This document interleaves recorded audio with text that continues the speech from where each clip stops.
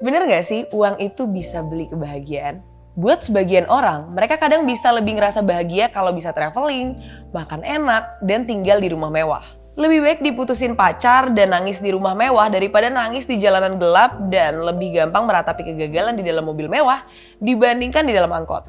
Banyak lagi logika yang bilang bahwa uang bisa ngebuat kesedihan orang sedikit berkurang.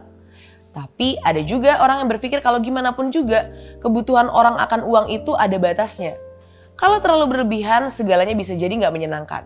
Mulut kita itu cuma satu. Seenak-enaknya makanan ada batas maksimal yang bisa kita kunyah dan telan. Tubuh kita pun cuma satu. Sekaya-kayanya kita cuma butuh satu kendaraan buat berpergian. Setiap hari pun kita cuma tinggal di satu rumah. Dan nggak bisa tidur di dua rumah sekaligus. Mungkin perbandingan kayak gini. Ada seseorang yang cari uang buat memuaskan kebutuhannya.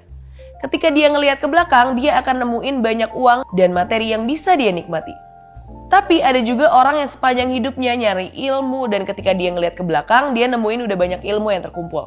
Ada orang yang nyari rasa ketika udah tua ngeliat ke belakang, dia bisa mengenang semua pertemuannya dengan sahabat, orang tua, dan semua yang pernah ditemuinya. Itu adalah pilihan ketika tua gimana kita semua akan mengingat perjalanan hidup kita. Nah, di antara semua teori tentang uang, secara logika manusia bisa jadi super kaya cuma dalam beberapa tahun aja. Karena kekayaan itu bisa berlipat ganda dengan cepat. Sementara itu, buat jadi pintar, kita butuh masukin banyak pengetahuan dan ngelatih cara berpikir satu persatu dalam waktu yang lama. Orang yang terbiasa baca selama 10 tahun mestinya lebih informatif dibandingkan orang yang baru belajar membaca setahun.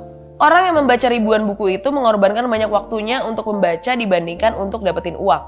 Sedangkan untuk dapetin banyak uang, orang yang bekerja setahun mungkin bisa aja ngalahin orang yang udah kerja puluhan tahun. Untuk jadi bijaksana, kita mungkin harus kena banyak masalah dan nyoba menghadapi itu semua sedikit demi sedikit. Jadi kayak itu bisa jadi lebih mudah dibandingkan super pintar atau super bijak. Dari sinilah sebenarnya jawaban gak semua orang memang hidup untuk selalu cari uang. Apa yang kita cari di ujung hidup nanti akan kita nikmati. Ada yang menikmati ilmu, ada yang menikmati kebijaksanaan, ada yang menikmati kekayaan, dan mungkin ada yang menikmati pengalaman unik lainnya.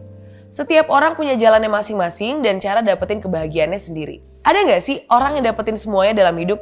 Uang, ilmu, rasa, kebijaksanaan, semuanya. Kayaknya sih nggak ada ya. Kamu sendiri pilih yang mana?